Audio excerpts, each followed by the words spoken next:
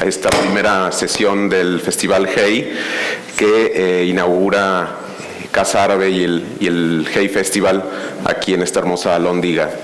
Y desde luego tenemos también abajo la exposición Cáñamos y Viñetas, que les recomendamos mucho visitar. Refleja también otro tipo de literatura del mundo árabe, que es el cómic y la novela gráfica.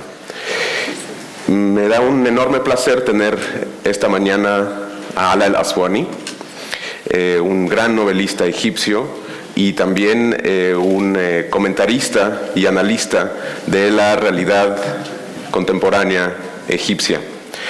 La charla, la conversación, que durará unos 45 minutos y después cederemos 10 minutos al público en el formato clásico del Hey Festival, será en francés, con interpretación simultánea. Entonces, pues vamos a dar comienzo. Bienvenido, Ala. Je vais lire faire une petite introduction sur sa biographie. Donc, Ala El-Aswani est né au Caire en 1957. C'est un écrivain égyptien qui aussi exerce la profession de dentiste. Il est né au sein d'une famille intellectuelle, d'un père écrivain, Abbas El-Aswani. Il fait ses études au lycée français du Caire et il a aussi étudié la chirurgie dentaire aux États-Unis à l'université de l'Illinois à Chicago. Son roman, L'immeuble Yacoubian, est paru en 2002 et a été un véritable phénomène d'édition dans le monde arabe et est rapidement traduit dans plus de 35 langues. Il fait aussi l'objet d'une adaptation cinématographique qui a connu un énorme succès. Il enchaîne avec le roman Chicago, paru en 2006, qui dépeint la vie des étudiants arabes aux États-Unis après les événements du 11 septembre. En 2012, il publie un nouvel ouvrage intitulé Chronique de la Révolution égyptienne. C'est un ouvrage qui n'est pas un roman, mais un recueil d'articles de presse rédigés par l'auteur. Il y traite notamment des problèmes politiques auxquels est confrontée l'Égypte, ainsi que la situation politique d'autres nations arabes. Son dernier roman, est celui qui fait l'objet de cette conférence aujourd'hui, c'est l'Automobile Club d'Égypte. Et ce roman a pour cadre la ville du Caire dans les années 1940. Il est paru en Égypte en avril 2013 et en français aux éditions Actes Sud. Et maintenant, nous sommes très fiers d'avoir l'édition en espagnol qui est, au fond, vous pouvez l'acheter, l'obtenir. En tant que journaliste et figure publique, il a contribué aussi régulièrement aux journaux dits d'opposition comme Al-Dustour, Al-Shuru, Al-Masri Al-Yom, et il est proche des intellectuels de gauche, en particulier de son Allah Ibrahim, un autre écrivain égyptien très connu. En 2011, il prend une part active à la révolution égyptienne qui commence en 2011 et s'illustrant notamment en mars dans un débat télévisé contre Ahmed Shafi, le Premier ministre par intérim nommé par Moubarak. Ala El-Aswani a un style réaliste et direct qui, dit-on, le rend intelligible à un lectorat très large sans pour autant sacrifier la puissance du récit. Il a une habileté à capturer la vie de l'Égypte dans toute sa diversité et souvent on le compare, son œuvre, au prix Nobel de littérature Naguib Mahfouz. Donc bon, après cette introduction et la bienvenue, nous sommes très heureux de vous avoir ici. Et bon... Merci. Bon, est-ce que le micro marche? Tout va bien? Pour ceux qui peut-être n'auront pas lu encore ce livre, mais qui ont peut-être la connaissance de votre œuvre, L'immeuble Yacoubian, ou peut-être d'autres articles, il y a c'est quand même une très belle, je dirais, radiographie de l'Égypte du XXe siècle. C'est une période très importante pour la construction de l'identité égyptienne. Et je pense que c'est aussi une période dont vous êtes très proche par votre histoire familiale. Donc j'aimerais bien que vous nous racontiez un peu l'idée derrière l'Automobile Club, comment c'est originé chez vous et cette proximité que vous avez avec cette période de l'histoire égyptienne. Très bien. Moi, je pense que quand on parle d'un roman, il ne s'agit pas d'une idée, mais plutôt, il s'agit toujours de... Ça va mieux. Alors, moi, je pense que quand on parle d'un roman, pour moi, c'est pas question d'une idée, mais plutôt c'est une question d'un sentiment, d'une émotion. Moi, j'écris un roman parce que simplement... je sens des choses parce que je tombe amoureux avec le roman. C'est pas parce que je décide que je veux présenter cette idée, mais plutôt c'est un sentiment qui me pousse pour écrire le roman. Et moi, je dis toujours que pour moi, écrire un roman, c'est une histoire d'amour. Quand on est amoureux, on ne peut pas trouver vraiment les bonnes raisons pour être amoureux. On est amoureux, un point, c'est tout. Le roman, c'est la même chose. Alors moi, je suis tombé amoureux avec cette époque. Les années 40, moi, je n'étais pas là, je suis né en 1957, mais mon père, qui était un écrivain connu en Égypte, était aussi l'avocat de l'Automobile Club du Caire. Alors, il m'a mené quand j'étais petit, il s'agit ici des années 60, et parfois, ou plusieurs fois, j'ai passé la journée avec les serveurs, les cuisiniers du club qui, à l'époque, tous avaient travaillé avec le roi. Alors, ils me racontaient des histoires quand j'étais petit sur le roi, la famille royale égyptienne et tout. Et je pense que ça m'a beaucoup touché. J'ai gardé ce monde dans mon cœur.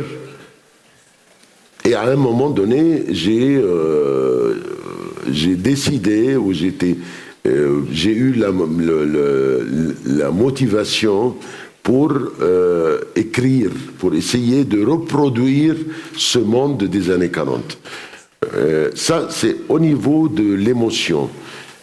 À la fin, il y a aussi une raison objective, c'est que il y a beaucoup de choses en commun entre l'époque des années 40 et l'époque de 2000 à 2010 en Égypte. Dans le sens que dans les deux époques, tout le monde était sûr que l'ancien régime va tomber. Mais on pose les questions, qu'est-ce qu'on va faire après? Alors, cette époque qui est vraiment parallèle à l'époque qu'on vit maintenant, peut-être au niveau objectif, peut-être c'est une raison pourquoi ça m'intéresse les années 40. Il y a en effet dans ce roman, pour ceux qui connaissent l'Égypte, beaucoup je pense, de réverbération et d'images qui, en effet, font référence à l'Égypte actuelle. C'est vrai qu'il y a une caractérisation qui est très, disons, disons, qui est historique, qui s'insère dans cette période d'avant la révolution des officiers, qui ouvre une nouvelle période, disons, républicaine de l'Égypte, mais il y a une série de références à la hiérarchie, au colonialisme, à ce changement de régime, à cette volonté du peuple égyptien de prendre la responsabilité sur son avenir, qui est certainement, par exemple, dans le personnage de Kamel, qui est quand même, disons, un héros, et qui est un étudiant de droit. Et je trouve très significatif que ce soit un étudiant de droit et qu'ils veulent d'une certaine façon cet état de droit, au moins comme un idéal. Et je pense qu'il y a beaucoup de résonance pour le public, pour les lecteurs dans le monde arabe. Je ne sais pas quelle a été la réaction là-bas. Écoutez, moi je pense que le romancier peut-être est la dernière personne qui a le droit d'analyser son propre roman. Mais je vous dis que selon les critiques danois, français, parce que dès l'année passée, ça continue à sortir ce roman en plusieurs langues. Alors, selon les critiques, ils ont dit la même chose. Ils ont dit même, et ça m'a fait beaucoup plaisir, que malgré le fait que ce roman se passe pendant les années 40, mais c'est le roman du printemps arabe. Parce que, maintenant je cite, j'essaye de dire un article excellent qui a été écrit par un critique danois. Il a dit, c'est le roman du printemps arabe parce que on pose les mêmes questions dans le roman que maintenant dans la vie quotidienne arabe. Est-ce que la révolution était une bonne idée? Est-ce que tout le monde est préparé pour payer le prix de la liberté? Est-ce que la relation entre les Occidentaux et les Égyptiens, toutes ces questions qui se posent maintenant en Égypte, et j'ose dire même dans le monde arabe, se trouvent, selon les critiques, se trouvent dans le roman. Alors, et je trouve ça très littéraire, parce que l'essentiel en littérature, c'est pas les conditions sociales ou politiques, parce que les conditions sociales et politiques changent. Vous voyez, quand on lit Balzac, quand on lit Fyodor Dostoïevski, quand on lit Tchekhov, les conditions sociales, ce sont des conditions du 19e siècle, ça n'existe plus. Mais on continue à lire à cause des conditions humaines. La littérature, c'est humain, c'est un art de l'humanité. Grâce à la littérature, on apprend de ne pas juger les autres, mais d'essayer de les comprendre. Grâce à la grande littérature, on apprend que nous sommes tous des êtres humains avec des points de force et des points de faiblesse. Et on doit comprendre les points de faiblesse des autres, parce que nous sommes tous des êtres humains. Grâce à la grande littérature, on devient vraiment des êtres humains beaucoup plus sensibles et beaucoup plus tolérants. C'est clair que la diversité des personnages dans votre roman est un reflet de cette population égyptienne qui est multicolore, qui a plusieurs couches. Je me souviens d'une entrevue d'un entretien que j'avais eu avec l'intellectuel Milad Hanna en Égypte il y a une décennie, et il parlait de cette image d'Égypte comme un oignon où chaque fois qu'on essaye de l'éplucher, on trouve d'autres couches. On trouve évidemment la couche la plus évidente peut-être de l'Égypte arabe, l'Égypte islamique, mais il y a aussi l'Égypte copte, l'Égypte chrétienne, l'Égypte pharaonique, l'Égypte africaine. Et on sent dans cet ouvrage sans doute que c'est vraiment un vrai reflet et un hommage, je dirais, au sud, à la Nubie, au centre, à Alexandrie. Il y a un peu tout ça. C'était intentionné de chercher toute cette diversité, où c'est un hommage en fait à l'Égypte, à votre amour pour le peuple. Absolument, je suis d'accord avec Dr Milad Hanna. Peut-être je ne suis pas d'accord avec la métaphore, parce que moi que c'est comme une oignon, parce que mes yeux sont sensibles, vous voyez. Mais je suis d'accord avec l'idée. C'est vrai que l'Égypte est stratifiée, comme on dit en médecine. Stratifiée, c'est qu'il y a beaucoup de couches. Nous sommes en Égypte, nous sommes des Arabes, mais nous ne sommes pas seulement des Arabes. On a été des Arabes pendant 15 siècles, mais avant d'être Arabe, l'Égypte existait pendant 35 siècles. Alors, moi je pense que dans chaque Égyptien, il y a l'Arabe, il y a l'Africain, il y a l'époque pharaonique. On était, comme vous le savez, tous, on était même un élément de l'Empire grec. Oui, gréco-romain. Romain. Alors, il y a ça. Et je pense que c'est ça, la vraie culture égyptienne. Je me souviens, moi j'étais un élève au lycée français du Caire pendant les années 60. Et on avait des professeurs français. Il y avait en France, à l'époque, un système qui s'appelle la coopération.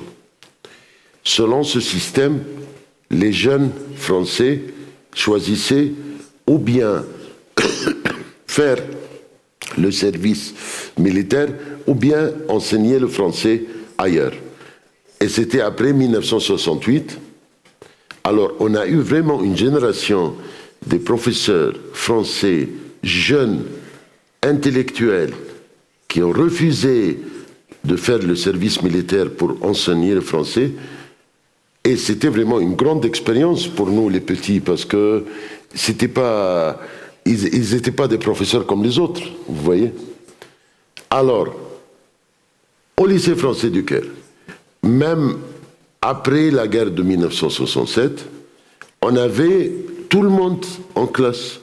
On avait des musulmans, on avait des coptes, on avait des petits qui sont des Libanais catholiques, on avait même quelques juifs, un ou deux, et comme d'habitude, avant Noël, comme les élèves, on avait l'habitude de donner un cadeau de Noël pour le professeur. Alors, avec ces professeurs français, on s'est rendu compte pour la première fois qu'il y a des professeurs qui sont pas croyants. Alors, quand on donnait le cadeau, le professeur dit « Non, moi je m'en fous de cette histoire, je pense que c'est du folklore, moi je suis pas croyant. » Alors, pour nous les petits, on a appris quelque chose, qu'il y a des gens qui sont pas croyants. Et après, avant Noël, on a eu l'habitude de poser la question avant Noël. « Monsieur, vous êtes croyant ?»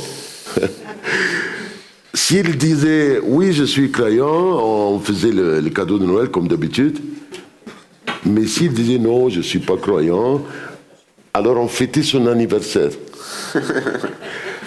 Et je pense qu'un élève de 7 ou 8 ans, c'est très important d'apprendre cette histoire, que les gens sont différents, on doit aimer les autres, on doit les respecter, quelles que soient les différences. Et je pense que ce n'était pas l'atmosphère au lycée français du Caire seulement, mais c'était l'atmosphère en Égypte. C'est ça la vraie Égypte.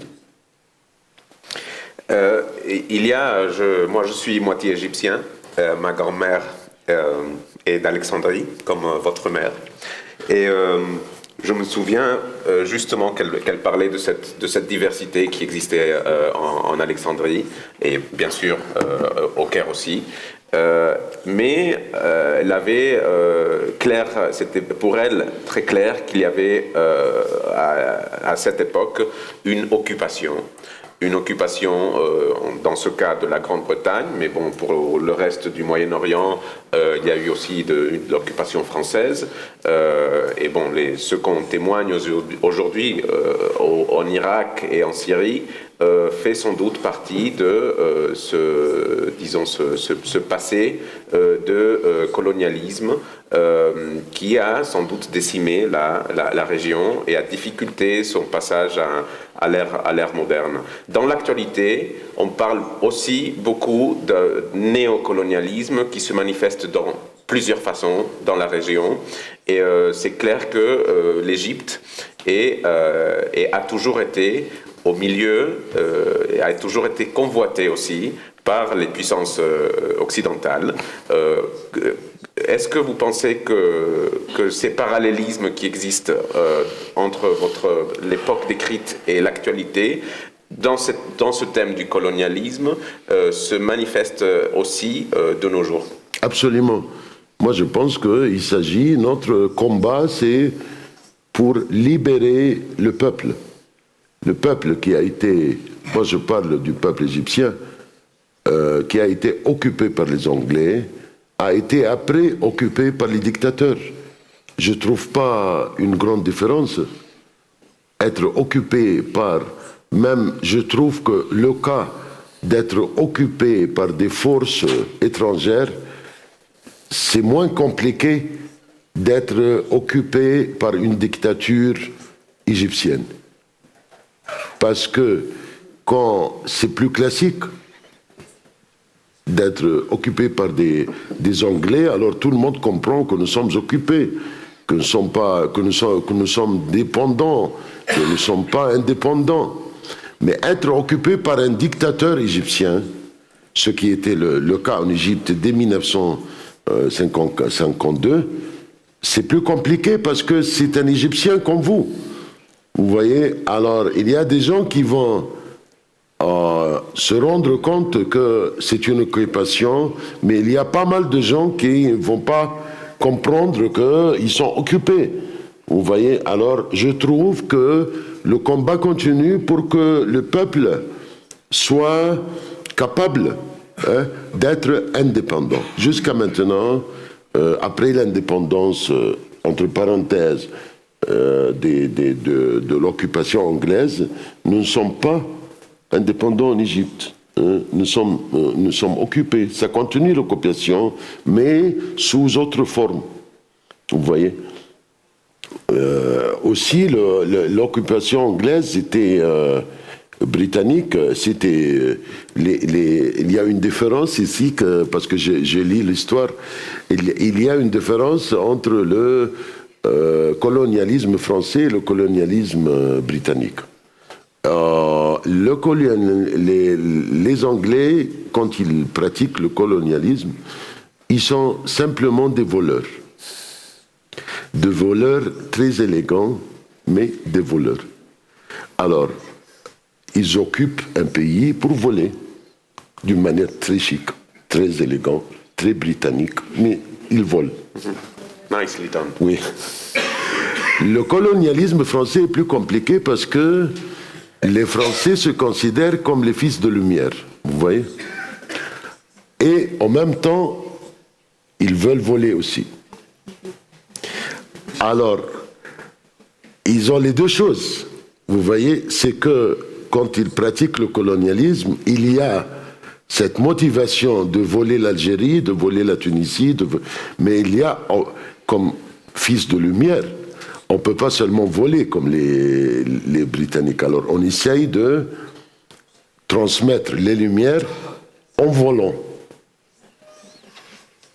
Et c'est plus compliqué parce que maintenant, vous voyez, les ex-colonies françaises souffrent beaucoup plus que les ex-colonies anglaises comme l'Égypte. Parce que les Anglais, ils s'en foutent. Vous voyez, ils volent et ils s'en foutent. Les Français, ils essayent vraiment de donner de la culture française et tout. Alors c'est plus compliqué maintenant parce que vous voyez, les ex-colonies françaises sont attachées culturellement à la France, beaucoup plus que ne sont pas attachées à l'Angleterre du tout. Vous voyez ? À la fin, est-ce que c'est fini? Non, c'est pas fini. Ça continue sous autre forme, sous la forme de la dictature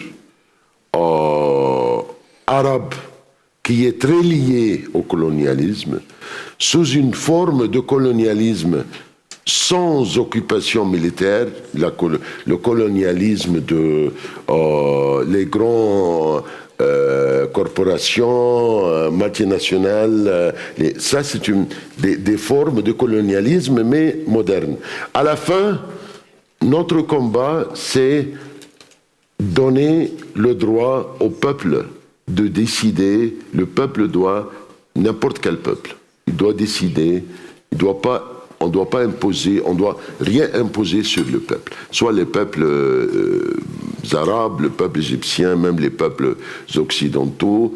Et je pense que c'est très humain et c'est très important et c'est très lié à la littérature comme je vois. Ce débat entre, justement, parlant de ce que le peuple veut, et souvent dans un pays où il y a eu des dictatures, où il y a eu un effort pour justement contrôler l'éducation vers le minimum, et ceci crée en effet une distance très grande entre le peuple et l'élite. Il y a vraiment un gouffre du point de vue de l'éducation et on parlait hier de la conscience du peuple égyptien. Ceci l'affecte aussi, le fait qu'il n'y a pas d'instruments suffisants peut-être pour arriver à toucher cette nouvelle conscience, et donc un rôle pour les idéologues qui sont, l'idéologie est peut-être sous-développée vis-à-vis la religion qui de nos jours prend un nouvel essor.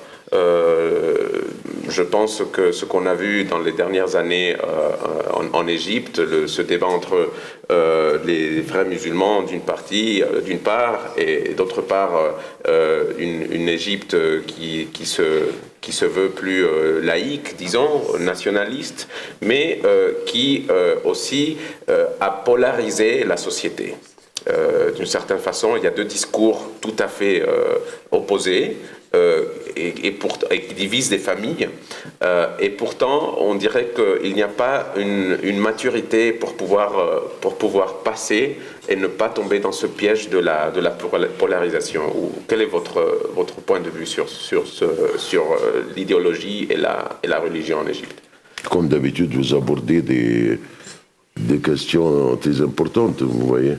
Et non, le problème c'est pas l'islam, c'est l'interprétation de l'islam. On a eu une interprétation égyptienne qui a été faite par un grand penseur qui s'appelle Mohamed Abdou en 1898.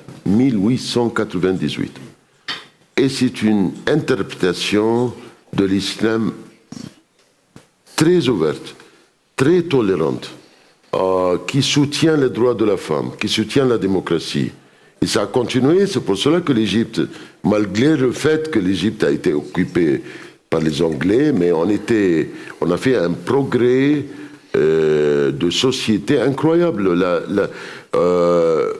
Par exemple, la première femme arabe, n'importe où, était toujours égyptienne. La première femme au Parlement, la première ministre, la première femme était toujours égyptienne. Alors, à la fin des années 70, après la guerre de 1973, le prix du pétrole a été doublé 3 ou 4 fois, donnant aux pays du Golfe une force incroyable. Pour comprendre ce qui s'est passé, on ne doit pas oublier que tous les pays du Golfe ils ont la structure d'une alliance entre les familles royales et les wahhabites. Le wahhabisme, c'est l'interprétation la plus agressive de l'islam et la plus fermée. Alors, les familles royales du Golfe, pas seulement les familles royales, mais des associations wahhabites, ils ont dépensé des millions de dollars pendant 25 ans ou plus pour la promotion du wahhabisme. Et ça se passe en Europe aussi. La plupart des mosquées en Europe sont soutenues par des associations wahhabites. C'est pour cela qu'on voit la burqa, par exemple, en Europe. Mohamed Abdou, 1898, il était très clair. Il a dit la burqa n'a rien à faire avec l'islam. 1898, il a dit ça. Mais on revient à la burqa, pourquoi? Parce que ce sont les wahhabites qui dépensent de l'argent.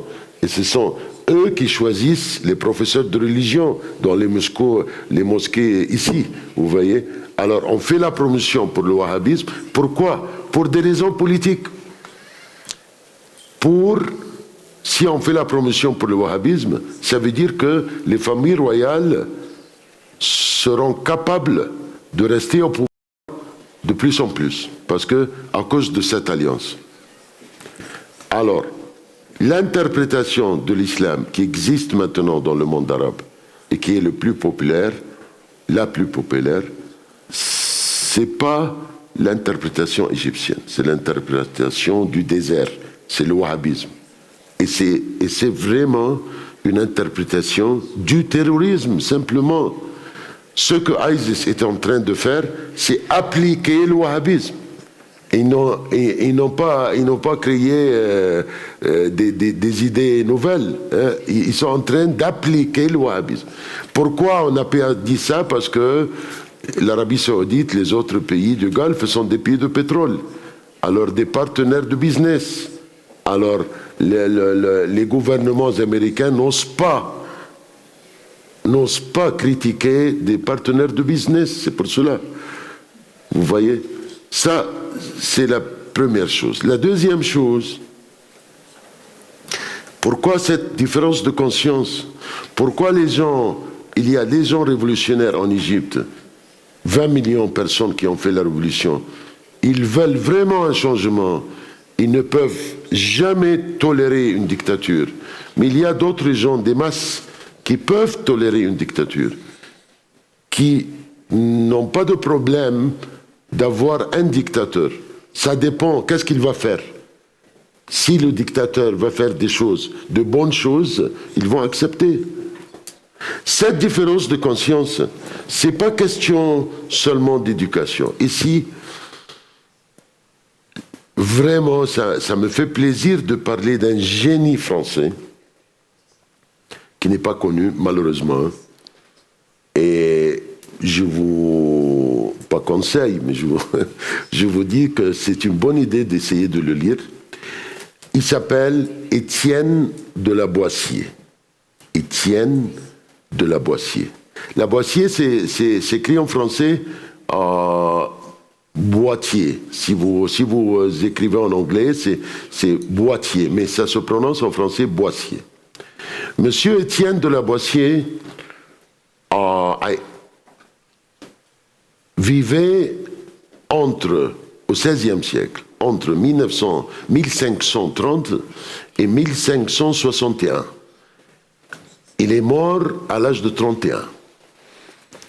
Et il a fait un petit livre, le seul livre qui a eu le temps de l'écrire, qui a bouleversé la sociologie. Le livre s'appelle Discours de la servitude volontaire. Discours de la servitude volontaire. Qu'est-ce qu'il dit, monsieur? Vous voyez, il a dit ça au XVIe siècle, hein, que il n'y a pas de dictateur. L'idée du dictateur n'est pas vraie. Simplement parce que il n'y a aucune personne qui est capable de dominer un peuple. C'est impossible. Une seule personne. Comment cette personne peut dominer un peuple? Lavoisier dit que il n'y a pas de dictateur, mais il y a un peuple à un moment donné qui choisit de laisser la liberté, d'être dominé par un dictateur. Alors on crée le dictateur. C'est pas le dictateur qui nous domine, mais on sacrifie notre liberté pour un dictateur. Et il dit que c'est comme une maladie, et on ne sait pas pourquoi. Mais ça arrive dans une société, et quand ça arrive dans cette société, il y a deux générations qui sont infectées, qui sont soumis sous un dictateur. Ils n'ont pas de problème d'être dominés par un dictateur. Et la troisième génération, on aura une génération de jeunes qui va regagner le besoin de la liberté. Alors c'est cette génération, et c'est incroyable parce que c'est exactement ce qui s'est passé en Égypte. Hein? Et c'est cette génération de jeunes, la troisième génération, qui va se révolter contre le dictateur, pour la liberté. Et il a dit, Lavoisier, il a dit, le problème de cette génération ne sera pas seulement avec les dictateurs, mais avec les parents, avec les générations qui se sont adaptées à la dictature. Parce que ces générations qui se sont adaptées à la dictature, ils n'ont plus besoin de la liberté. Ils ne comprennent pas la liberté. Ils ont vécu leur vie sans liberté. Alors, ils ne peuvent pas comprendre que la liberté est très importante. Vous voyez? Mais il dit à la fin, c'est cette génération des jeunes qui va vraiment terminer la dictature. C'est quelqu'un de très important à lire, hein, intéressamment, très important à lire pour comprendre ce qui se passe dans le monde arabe maintenant. Vous voyez, il a écrit ça entre 1530 et 1530 et 1561. Vous voyez? Je pensais vous demander sur vos influences littéraires, une recommandation peut-être au public de qui lire pour disons, avoir une idée de comment Alaa Aswany perfectionne son style. C'est clair que de Lavoisier, c'est une des recommandations. Parce que ça existe même avant d'avoir écrit ce roman, j'ai lu Lavoisier et ça m'a vraiment marqué parce que c'est une idée très, très vraie et très profonde. Hein. Alors peut-être, quand vous lisez ce roman, vous allez trouver l'application de l'idée. C'est que vous allez trouver parmi les serveurs qu'il y a une génération qui s'est révoltée, mais les autres, ils ne comprennent pas qu'est-ce que tu veux. Et c'est parallèle de ce qui se passe en Égypte. Oui. Les parents, par exemple, la plupart des parents, il y a une polémique dans chaque maison en Égypte, parce que les jeunes voient les choses d'une manière très différente. Et les parents, ils ne comprennent pas, mais qu'est-ce que vous voulez? Mais il est bien quand même, il essaye, il parle du président Sisi. Hein? Les jeunes, ils ne sont pas contents, parce qu'ils veulent vraiment une liberté. Et vous allez trouver ça dans le roman aussi. On a quelques minutes pour après de nous donner la parole au public. Mais vous avez déjà 2 fois fait une référence à que d'une partie l'occupation et la dictature ne sont pas seulement des idées ou des réalités externes à l'être humain, dans ce cas à l'Égyptien ou l'Égyptienne, mais c'est en fait un ennemi intérieur qu'il doit affronter ou qu'il ne veut pas affronter. Et donc il y a quand même on sent ce débat ou cette crise peut-être d'identité qui existe, comme vous dites, au sein des familles ou des individus. Je pense qu'il y a un thème que souvent on néglige beaucoup, et c'est, étant donné que vous avez fait des études de médecine, et c'est le thème de la santé mentale. Je connais des personnes, des gens, pas seulement en Égypte, mais dans la région, qui, devant tous ces changements et ces doutes, et puis voilà, si on participe ou on ne participe pas, si on croit au destin, à ce Nassib qui nous a réservé quelque chose, et donc il ne faut pas tourner ailleurs. Mais au fond des choses, il y a quand même des effets très profonds dans la santé mentale des Égyptiens. Faites-nous une petite évaluation, s'il vous plaît. Non, je ne suis pas peut-être... ce que je vais dire, c'est une opinion que je comprends que ce n'est pas une opinion populaire, parce que c'est un peu drôle. Le terme de santé mentale, pour moi, c'est un terme mystérieux. Parce que qui est vraiment bien au niveau mental et qui n'est pas bien, on ne peut pas comprendre. La plupart des psychologues que j'ai connus, ils ont des problèmes eux-mêmes. Vous voyez, la plupart des génies, quand on parle de Dostoïevski, moi, un romancier que je considère le romancier le plus important du monde, de l'histoire humaine, il n'était pas bien. Il était épileptique. Il voyait des choses. Il sentait des choses beaucoup plus que les autres. Il avait son monde à lui. Il souffrait d'une solitude incroyable. Il n'avait pas confiance en lui-même. Vous vous rendez compte que Dostoïevski, après avoir écrit un roman comme Les Frères Karamazov, par exemple, il n'était pas sûr que c'est un bon roman. Il écrivait à son frère en disant que je viens de finir le roman et je suis sûr que c'est une répétition, je répète des choses, et peut-être il y aura un personnage ou deux qui valent la peine. Vous voyez? Alors, est-ce qu'il était malade? Oui, il était malade.